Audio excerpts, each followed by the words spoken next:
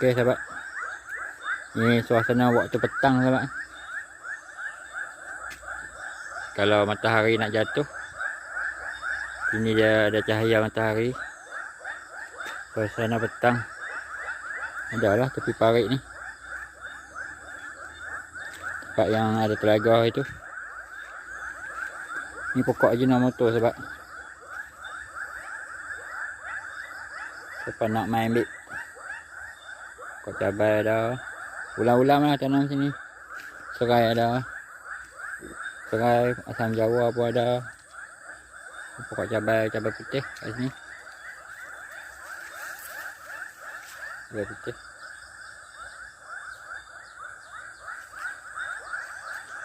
Saya kongsikan sikit pengalaman pemandangan kat tepi ni.